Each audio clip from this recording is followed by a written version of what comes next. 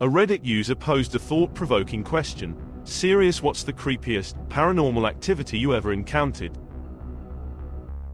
When I was around 7, I had been feeling sick one day and fell asleep on the sofa in my dad's office, which has 2 doors and is between the kitchen and a hallway.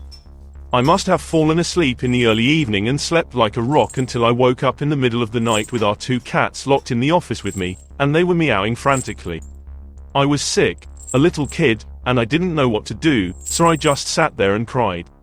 After a couple minutes my older brother must have heard me, which was weird because he used to listen to, wear his Walkman headphones at night, because he opened the door from the kitchen side and reached out for me as if to say, "Alright, come here." He had his Walkman and headphones in the other hand.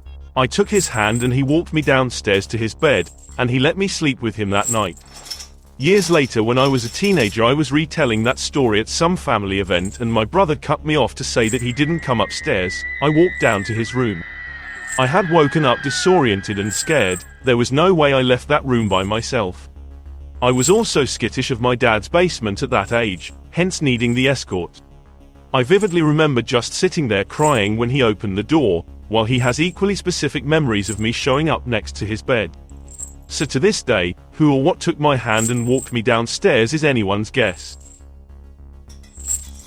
When I was around 7, I had been feeling sick one day and fell asleep on the sofa in my dad's office, which has 2 doors and is between the kitchen and a hallway. I must have fallen asleep in the early evening and slept like a rock until I woke up in the middle of the night with our 2 cats locked in the office with me, and they were meowing frantically. I was sick, a little kid, and I didn't know what to do, so I just sat there and cried. After a couple minutes my older brother must have heard me, which was weird because he used to listen to, wear his Walkman headphones at night, because he opened the door from the kitchen side and reached out for me as if to say, "Alright, come here." He had his Walkman and headphones in the other hand. I took his hand and he walked me downstairs to his bed, and he let me sleep with him that night. Years later, when I was a teenager, I was retelling that story at some family event and my brother cut me off to say that he didn't come upstairs. I walked down to his room. I had woken up disoriented and scared. There was no way I left that room by myself. I was also skittish of my dad's basement at that age, hence needing the escort. I vividly remember just sitting there crying when he opened the door, while he has equally specific memories of me showing up next to his bed. So to this day, who or what took my hand and walked me downstairs is anyone's guess. I'll take some time to type this. It's a little long, but still scares me every time I think about it, and I still can't comprehend it. When I lived in Oregon, I worked IT for the community college. I wasn't getting out until 9 to 10 p.m. by myself. It was a normal day like any other. By the time I left work it was pitch black and the thick underbrush made it even harder to see. This will be important later. I drove through town and finally got to the highway that led from Lincoln City to Corvallis, which was a long stretch of empty highway that ran 1+ hours through the forest. After about 45 minutes I got to the hill that split into 2 lanes on both sides. As I accelerated in my tiny lawnmower of a car, I noticed something moving alongside the guardrail. Okay, I thought, it's a deer, no big deal, just slow down and avoid the cute little bugger. I was extra careful because that thick underbrush meant each side of the road would be a deep well of blackness that could have any little critters hiding there, waiting to jump into your windshield. Well, before I could finish that thought I saw feet. If you're from Oregon you know the homeless situation is abysmal. It wouldn't be too strange for one of them to be hitchhiking out here, but it was definitely out of sorts this late at night. Well, I decelerated to about 65, I was going 70 plus, and kept an eye on those white shoes walking up the road. By the time I actually realized those were legs, shoes walking, the man darted out in front of my Nissan, in what I thought was a suicide attempt. I slammed on the brakes, trying to avoid him. I'm getting goosebumps just typing this, and ended up sliding sideways going 60 miles per hour in the opposite lane while the man ran out in front of me, relentlessly. All I could see was his red plaid shirt and his body as he hit the hood of my car. When I came to a stop, he was leaning on the hood, staring directly at me. The primal fear I felt was something I didn't even know existed. The high beams of my car didn't even pierce whatever this man was. It was the blackest shadow, a void. Then in an instant, he vanished. Gone. I was breathless. Absolutely breathless, shaking, thought I'd killed someone. I sat in the opposite lane, sideways, breathing heavily for a minute or two. I couldn't help but scream at that point and pound on my accelerator to get out of there. I called my husband screaming and crying that I just killed a man but that he disappeared and I didn't know what was happening. I left the scene, I know, illegal. By the time I got home, 30 minutes later I was still shaking.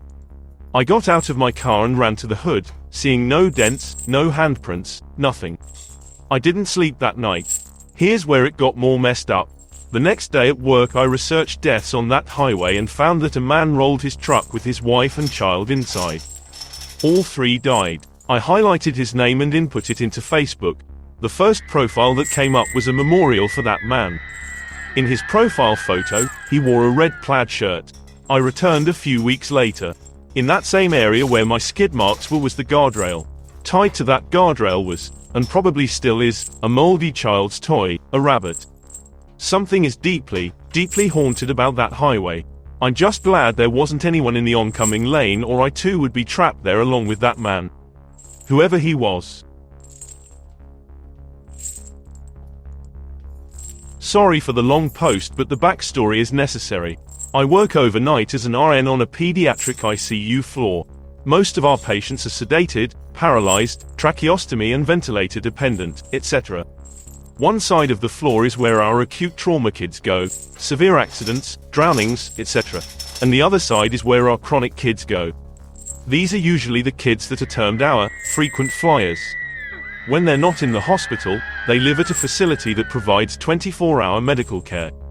Once they get discharged, it's only a matter of time before they're back, usually 2 to 3 weeks, usually due to respiratory failure. Most of them do not have parents that visit or call. They just lay there staring at the ceiling and get their medications and tube feedings.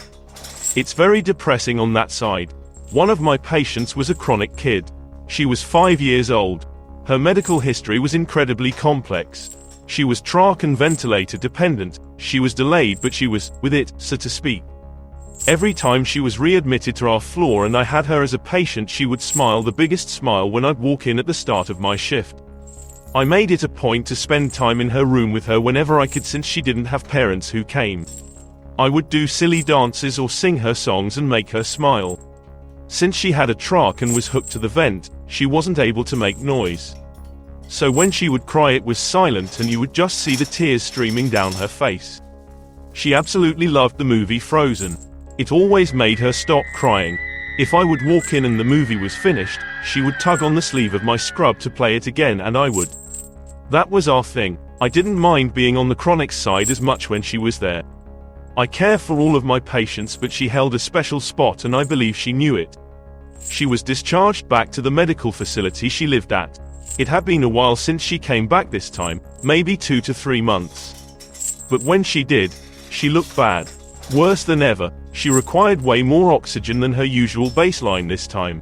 She had lost a lot of weight, she was already very small for her age, her eyes were sunken. It hurt me to see her that way. I did my dances and my songs and she didn't smile. I would talk to her and she wouldn't react.